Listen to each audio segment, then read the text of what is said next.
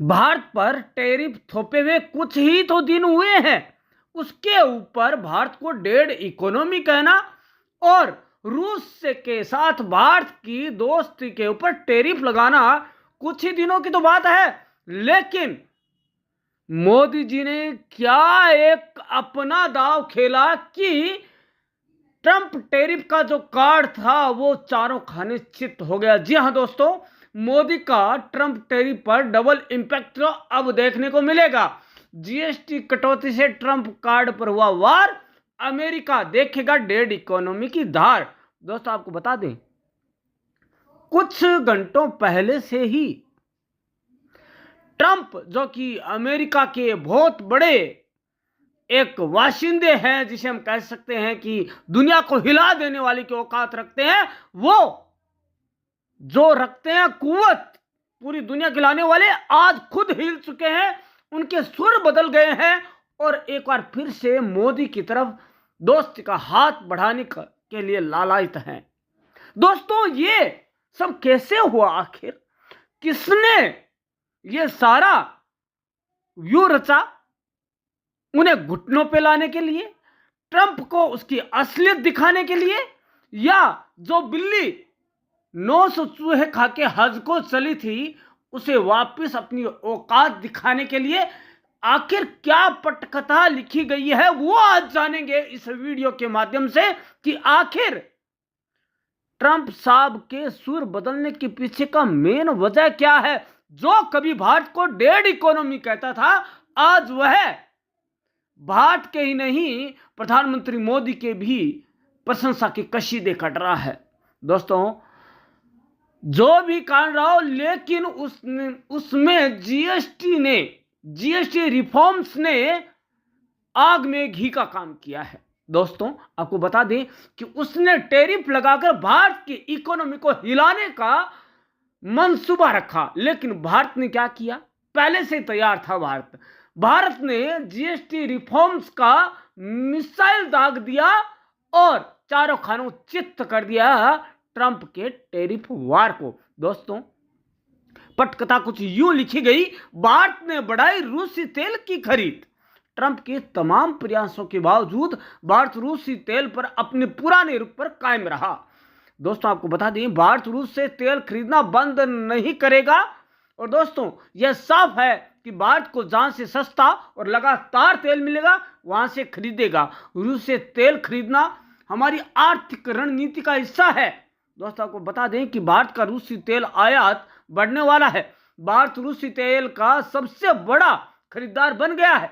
अगस्त के मुकाबले भारत का रूसी तेल आयात 10 से 20% बढ़ने वाला है। इतना ही नहीं, इंडियन ऑयल ने भी अमेरिकी तेल के बजाय पश्चिमी अफ्रीका और मिडिल ईस्ट से तेल खरीदने का टेंडर जारी कर दिया है।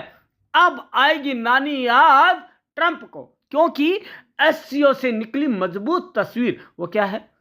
टैरिफ विवाद के बीच पीएम मोदी ने शंघाई सहयोग संगठन एससीओ के शिखर सम्मेलन में शामिल होकर इशारों में ट्रंप को सख्त संदेश दे दिया।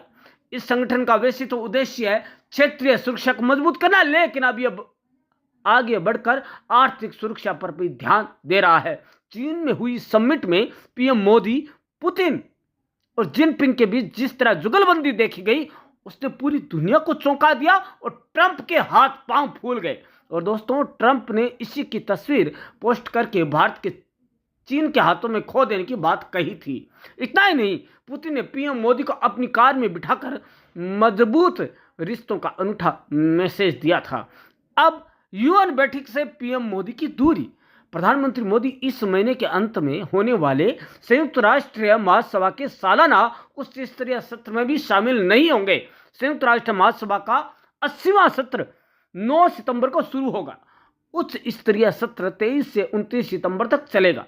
ट्रंप 23 सितंबर को यूएनजी के मंच से वैश्विक नेताओं को संबोधित करेंगे।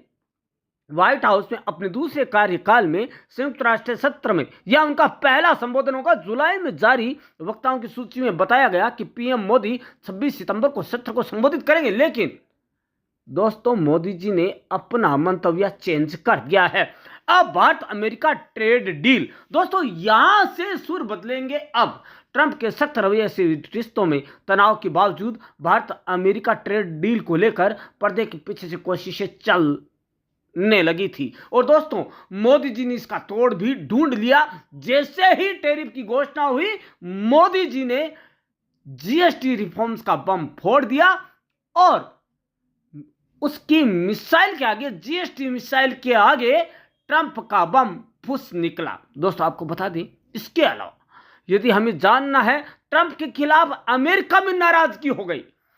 ट्रंप का भारत में ही अपमान नहीं हुआ, भारत ने मुंह की नहीं खिलाई उसे अपने अमेरिका, जो अपना देश कहता है जिसे, वहां पे भी उसे नाराजगी झेलनी पड़ी। ट्रंप ने जिस तरह से भारत के ऊपर भारी भरकम 50% टैरिफ लगाए, उसे लेकर उन्हें अपने ही देश में तीखी आलोचनाओं का सामना करना पड़ा। कई नेता और एक्सपर्ट्स तो इसे संबंध सुधारने की पिछले 2 दशकों की मेहनत को मिट्टी में मिलाने जैसा कदम करार कर दिया। उनका कहना है कि ट्रंप ने अपनी जिद के चलते रिश्तों को दांव पर लगा दिया। दोस्तों, आपको बताएं, टैरिफ विवाद के बीच ट्रंप ने पीएम मोदी को 4 बार फोन किया, लेकिन उन्होंने बात ही नहीं की, न उन्होंने फोन रिसीव किया। अब ब्रिक्स समिट में भागीदारी।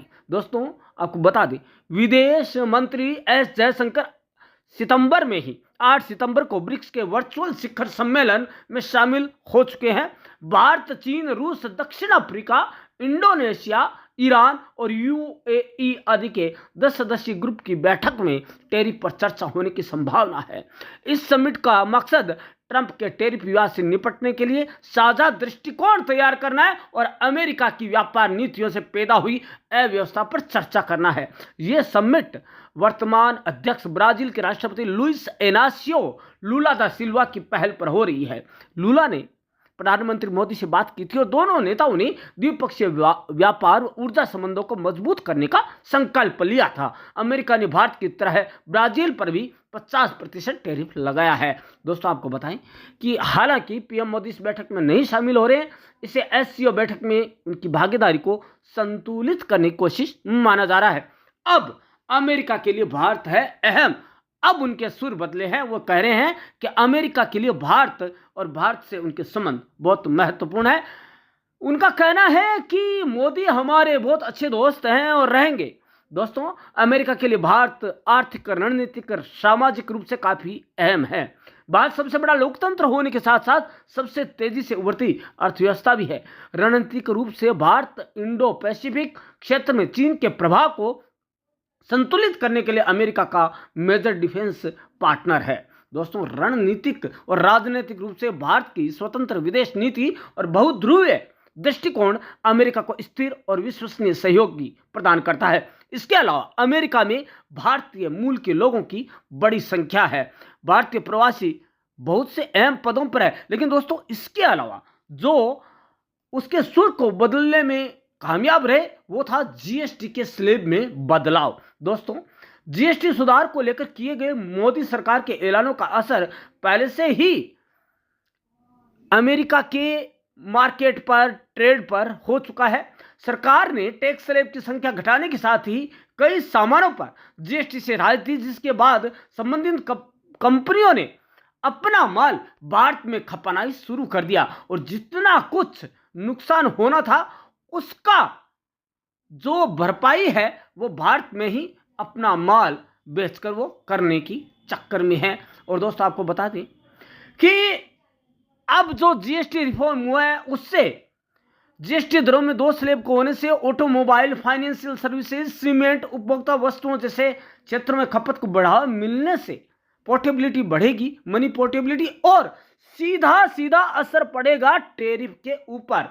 जो ट्रंप का टैरिफ है उसकी चूल्हे हिल चुकी है और उससे घबराया, बौखलाया, हैरान, परेशान, चिंतित, बेचैन जो है डोनाल्ड ट्रंप ने अपने सुर बदल लिए हैं और अपना हाथ एक बार पुनः बढ़ा दिया है मोदी जी की तरफ कि कैसे ही जैसे तैसे करके हमें पुनः जगह दे अपने दिल में, अपने देश में, और लोगों तक हमारी पहुंच को सफल बनाए। अन्यथा एक दिन अमेरिका अपने किए पर पछताएगी और अर्थव्यवस्था डावाडोल क्या दोस्तों गर्त में चली जाएगी और उस दिन फिर डॉलर रोता रहेगा, लेकिन उसको आंसू पोंछने वाला कोई नहीं मिलेगा, क्योंकि ब्रिक्स देश रुपए के अंदर व्यापार या ट्रेड करने का मानस बना चुके हैं और ये शायद इससे ट्रंप भी वाकिफ है। इसीलिए डॉलर की भविष्य को देखते हुए, डॉलर की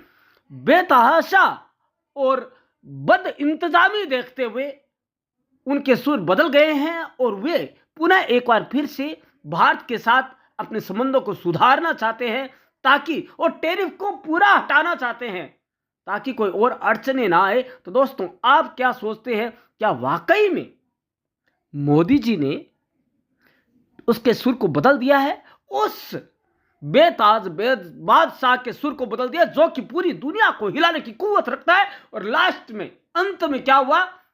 वह भारत के हाथों चारों खाने चित्त हो गया। धन्यवाद दोस्तों।